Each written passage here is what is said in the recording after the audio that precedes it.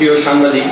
ঢাকার ধামরায় জুলাই গণঅভ্যুত্থানের নায়কদের নিয়ে বিএনপি নেতা ফজলুর রহমানের কুরুচিপূর্ণ বক্তব্য এবং ফ্যাসিবাদের সুরে সুর মিলানো, গণঅভ্যুত্থানের আপসের নেতা সার্জিস আলমের বিরুদ্ধে মিথ্যা ও হয়রানিমূলক মামলা ও ধামরাই উপজেলা আওয়ামী লীগ পুনর্বাসন করার প্রতিবাদে জাতীয় নাগরিক পার্টি এনসিপির সংবাদ সম্মেলনে বক্তব্য রাখেন প্রধান সমন্বয়ক ইসরাফিল খোকন, যুগ্ম আহ্বায়ক নাজমুল হক ও খদিজা খানম। পাথর মেরে মানুষকে হত্যা করছে দিনে দুপুরে সাংবাদিকদের। আপনারা জানেন যে আপনাদের ভাই বা আপনাদের সহকর্মীকে দিনে দুপুরে গাজীপুরের একটা জায়গাতে পাথর দিয়ে পা থেতলে দিয়েছে। এর কিছুক্ষণ পরেই চৌরাস্তাতে আবার আরেকটি হত্যাকাণ্ড ঘটেছে।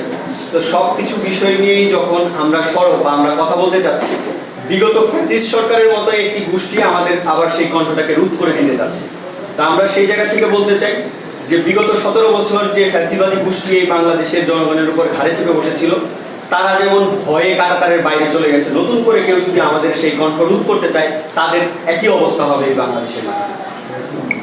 যারা 17 বছরে এত বড় রাজনৈতিক শক্তি হওয়ার পরেও তাদের প্রধান নেতার বাড়ির সামনে থেকে বালির ট্রাক সরাতে পারে নাই, যাদের বালির ট্রাক সরানোর ক্ষমতা ছিল না, যারা নাহিদ ইসলামের নেতৃত্বে আন্দোলনে সংগঠিত হওয়ার পরে নতুন করে বাংলাদেশে রাজনীতি করার স্বপ্ন দেখে, তারাই আজকে নাহিদ ইসলামকে বিভিন্নভাবে আমার দলের আহ্বায়ককে তারা কটূক্তি করে এবং রাজনৈতিক শিষ্টাচার বহির্ভূত যে বাক্য চয়ন হয় তারা সেগুলো ব্যবহার করছে বিভিন্ন টক শোতে।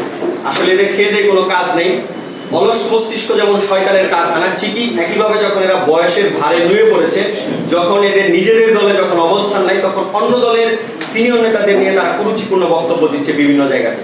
এই বক্তব্যের প্রেক্ষিতে ধামরাই উপজেলা থেকে এনজিও কমিটির মুখ্য সংগঠক সার্জিস ইসলামের বিরুদ্ধে গতকালকে বাসন্তানের সভাপতি যে 10 কোটি টাকার মামলা করেছে, অনতিবিলম্বে এই মামলা প্রত্যাহার করার দাবি জানাচ্ছি। তা না হলে প্রত্যেকটা বাংলাদেশের কোনায় থেকে যে আন্দোলন সংগঠিত হবে, সেই আন্দোলন থামানোর মতো সক্ষমতা ওই রাজনৈতিক গোষ্ঠীর হবে না আশা করি।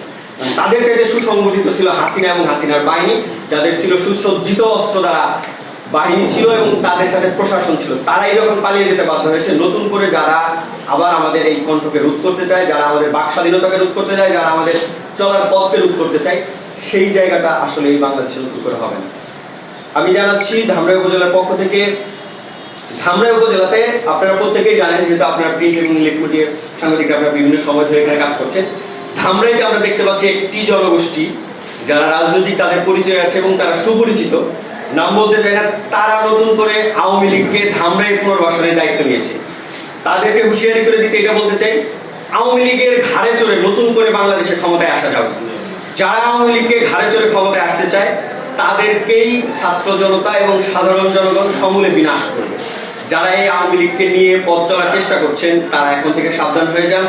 বিভিন্ন অঙ্গ সংগঠনের নেতারা বিভিন্ন রাজনৈতিক প্রোগ্রামে আওয়ামী লীগের একদম চিহ্নিত যারা পথধারী ছিলেন, যারা বিভিন্ন প্রোগ্রামে অংশগ্রহণ করেছেন, যারা বিভিন্ন সময়ে বিগত ফ্যাসিস্ট সরকারের এমপি বেনজিরের সাথে এবং উপজেলা চেয়ারম্যান মহাদেশ থেকে শুরু করে প্রত্যেক নেতার যাতে তাদের ঘনিষ্ঠতা ছিল, তাদের সাথে যারা সম্পৃক্ত ছিল, প্রত্যেকেই তারা এখন নতুন করে রাজনৈতিক আশ্রয় প্রশ্রয় নতুন করে মাথাচাড়া দিয়ে উঠতেছে।